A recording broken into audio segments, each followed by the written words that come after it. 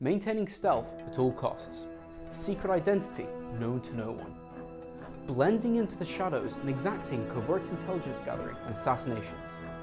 These are the tasks of the world's best spies. James Bond does none of this. Like, seriously, watch the movies. He's a fucking dreadful spy.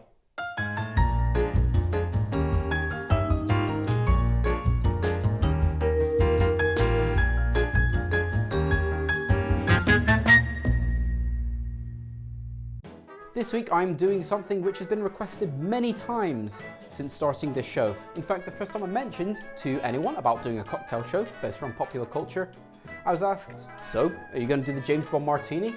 And guess what? Kinda.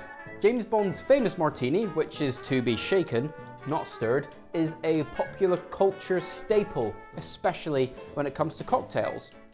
And probably the most infamous form in which this cocktail appears is in the film Casino Royale, starring Daniel Craig. Dry martini. Oui, monsieur. Wait.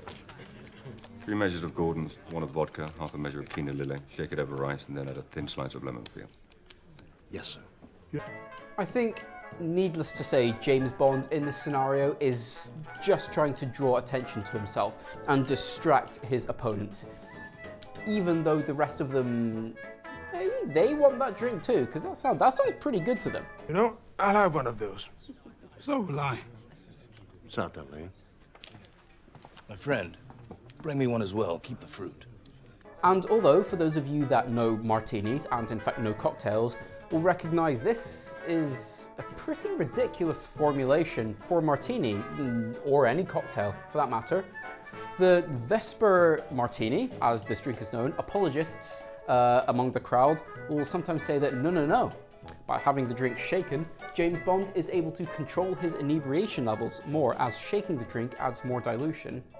Others will say that no. Shaking the drink, in fact, deactivates some of the most common poisons used in spycraft of the James Bond era. To all those people, I say, I'm smart, you're dumb. I'm big, you're little. I'm right, you're wrong. all of this is nuts. It's stupid. Ian Fleming was not a mixologist. In this scenario, he was just trying to make Bond sound cool. And I think in the terms of the story, Bond is just trying to draw attention to himself. He's trying to distract his opponents. I think shaking the martini has absolutely no benefit in the realms of the story. I really don't think it's Bond formulating some kind of tactical plan. I think it's Bond trying to sound cool. Again, to draw attention to himself, which is one of the reasons why he's a dreadful spy. So what we are going to do is we are going to take the idea of the Vesper Martini and we're going to make it into something that is drinkable, if not enjoyable. Now, for the aspects of the martini in which Bond orders, I don't need to tell you what Gordon's gin is or vodka is, and if I do, what are you doing here? As for the Kina Lillet, that is actually a cocktail ingredient which is discontinued. It doesn't really exist anymore. A lot of people use this thing called Lillet Blanc, which is way too sweet for use in this cocktail, and it's nowhere near bitter enough to match the Kina Lillet as it originally was. Now, Kina Lillet being discontinued would make it pretty difficult for us to be able to make the Vesper Martini. But there are alternatives, and one of the most highly recommended alternatives to Kina Lillet is Cocchi Americano. Now, this is an aperitif wine. It's sort of like a dry vermouth, but it's a little bit sweet, and it's got quinine in it, giving it a sort of tonic-y bitterness, which you wouldn't find in the modern Lillet, but you would certainly find in Kina Lillet. Another alternative to this is an ingredient called Kina Liero d'Or. I'm not entirely sure how available that is in the United Kingdom. I've only been able to find this so far, but I know if you are in the United States, Kina Liero d'Or or Cocchi Americano will both be somewhat readily available to you. All that being said, here is the revised version of Bond's Vesper Martini. This one is called the Vesper Americano, and it was invented in 2013 by a bartender called Brent Falco during her tenure as head bartender at Cole's French Dip in downtown LA. And to make this drink, we are going to need a stirring vessel. And to start us off, we are going to need 1.5 ounces of gin. I am using this Tanqueray gin. I have never made a cocktail involving Tanqueray gin that I did not like. This is one of the most versatile and easily enjoyable gins on the market.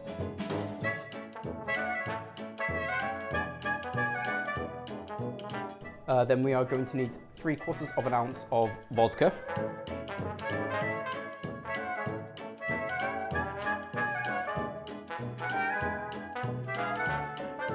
And we are going to need an equal amount of our aperitif wine, our Cocchi Americano, 3/4 ounce.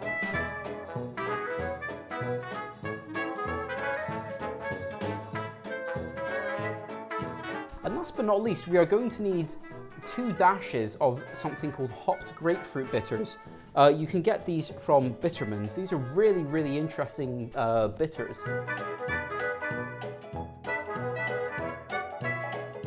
And then I'm going to stir this over a bunch of ice.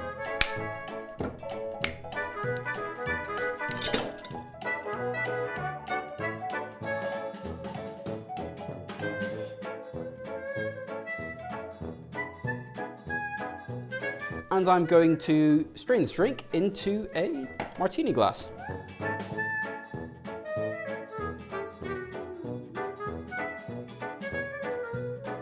As for a garnish, where James Bond asked for a thin slice of lemon peel, I think an orange peel instead is actually going to pair much better with a slightly sweeter Cocchi Americano.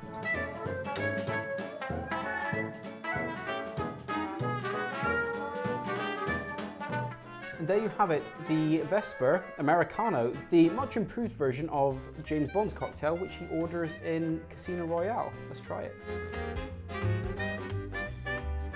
That is just one of the most crisp, refreshing drinks that I've had in such a long time. This drink just is so lightly sweet from the Cocchi Americano, but most of the time you're getting the herbal, juniper and citrus notes from the gin, which is bolstered by that light expression of orange peel. It's absolutely fantastic. There's a really subtle evolution going on there.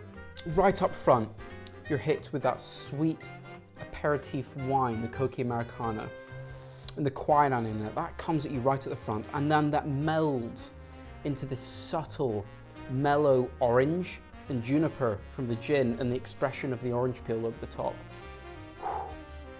This is an absolutely fantastic drink. I think it goes without saying, I mean, especially for me, this is my favorite formulation of a martini. Without a shadow of a doubt. Oh, in fact, on the back end there, what I'm getting is a little bit of those hopped grapefruit bitters. That's really interesting. I'm sort of getting it right at the back of my throat and the back of my tongue. Yeah, there's that grapefruit note which actually comes forward quite strong at the end there, with a little bit of the hops.